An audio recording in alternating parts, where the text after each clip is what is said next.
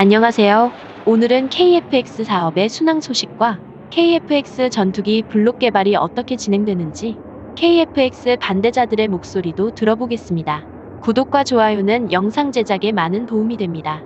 한국은 2000년대 전까지만 해도 항공불모지라고 불리울 만큼 항공기술이 전무했습니다.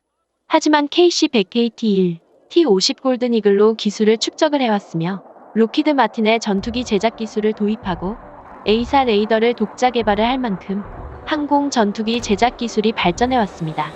이번 KF-X의 개발은 사실 대한민국의 항공기술이 총동원되고 있으며 엄청난 제작비와 연구개발 인력, 시간과 노력이 들어가는 대한민국 역사상 가장 큰 무기 개발 사업입니다.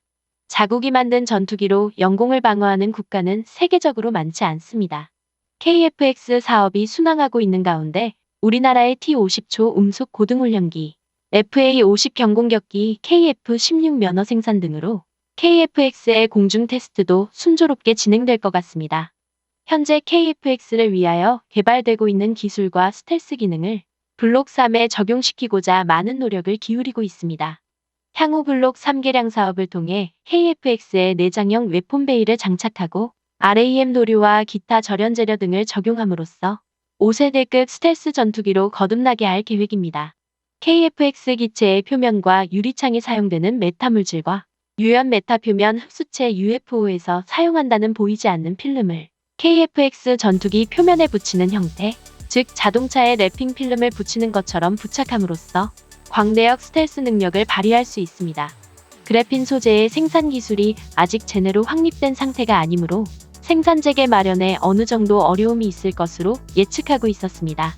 이렇게 대량 생산은 아직 어려운 상황이지만 그래핀 기반 조종성 유리는 아직 미국도 생산에 성공하지 못한 신기술이므로 한국에서 먼저 성공에 상용화시킨다면 충분히 미국의 F-35 전투기에도 제한할 수 있는 전략적 신기술이기도 합니다. 특히나 한국은 전자공학 기반이 튼튼해 그래핀 기술에서는 미국과 동등한 기술력을 자랑합니다. KF-X 사업을 주관하는 한국항공우주산업 카이에 따르면 KF-X의 최대 추력은 44,000파운드, 최대 이륙 중량은 25,600이다. 최대 속도는 마하 1.81, 시속 2,200, 항속거리는 2,900다. F-35A의 최고 속도 1.8보다 속도면에서 앞서는 수치입니다. 이 전투기는 최신 항전 장비와 능동주사식 위상 배열 A사 레이더 및 최신 센서 등을 탑재하고 군사 강국의 첨단 전투기에 뒤지지 않는 높은 기동력을 자랑한다는 게 카이 측 설명이다. 카이와 국방연구과학소가 개발 중인 KF-X는 오는 2022년 시험 비행을 목표로 개발 사업을 진행 중이다. 오는 2026년 개발 완료할 예정이다. 전투기에는 스마트 폭탄 체계 통합이 구체화되고 공대지 임무를 위해 탑재될 A사 레이더에 특별히 자동 지형 추적 기능이 추가된다. KF-X의 개발 컨셉은 기본적으로는 F-18 슈퍼호넷급 성능으로 가면서 스텔스 설계 개념이 적용된 RCS가 0.5제곱미터 이하급 기체와 더욱 진보된 A사 레이더, 질화 갈륨 소자 A사 레이더이며 스펙상 F-35급 성능을 보유 예상 왕전 장비 등을 통해 더욱 높은 생존성을 보장하는 것이다.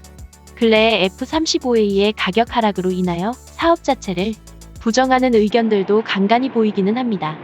그렇다면 정말 KF-X 사업이 경제성이 떨어지는 사업인지 제 나름의 생각을 해보고자 합니다. F4, F5 나아가서는 KF-16까지 대체할 차세대 한국형 4.5세대 전투기를 개발하는 사업인 KF-X 사업은 현재 노후화가 심각하게 진행 중인 한국의 전투기에 공백을 대체할 대안으로 제시되고 있습니다.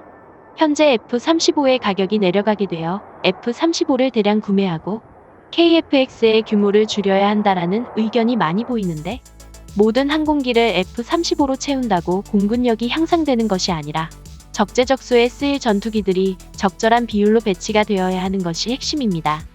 세부적인 블록 개념을 보면 1단계 2015에서 2026 공대공 능력 확보, 2단계 2026에서 2028 공대지 능력 확보로 추진되게 됩니다. 블록 1에서는 원래의 기대치에 부합할 것으로 보이며 2단계 2026에서 2028 공대지 능력 확보에서 블록 1회의 성능의 공대공, 공대지, 공대함의 무장을 가능하게 할 것으로 보이며 현재 한국에서 2028년을 목표로 개발 중인 장거리 공대지 순항 미사일을 적용할 수 있을 거라 예측이 됩니다. 블록 1의 운용에서 얻은 데이터를 기반으로 A사 레이더가 전자전 장비가 업그레이드될 예정입니다. 블록 3은 구체적인 업그레이드 목표치나 계획은 수립되지 않은 것으로 알고 있지만 기본 설계에서 보이는 점들로 유추를 해보면 웨폰 베이 내장 적용이 될 것으로 예측이 됩니다. A사 레이더는 지형 추적 장치가 탑재가 되어 레이더를 피해 저고도로 비행이 가능하게 될 것으로 예측이 됩니다. KF-X는 설계부터 제한된 성능의 스텔스기를 표방하여 왔습니다. 블록 3에서는 제한된 스텔스 기능이 구현이 될 것으로 보입니다. KF-X 전력화를 반대하는 측은 2030년대 한반도 주변 영공에 공중전력 불균형을 가장 큰 이유로 내세운다. 이미 투입된 개발비는 어쩔 수 없더라도 전력화까지 진행해 추가 비용을 들일 필요가 없다는 것이다. KF-X 시제기는 국내 전투기 제작 기술의 업그레이드 버전으로 규정, 기술력을 축적했다는 데 의미를 두고 전력화 비용을 6세대 전투기 개발에 쏟아부어야 한다는 것이다. 미국 등 우방국의 6세대 전투기를 구매하는 것이 현실적이라는 주장도 있다.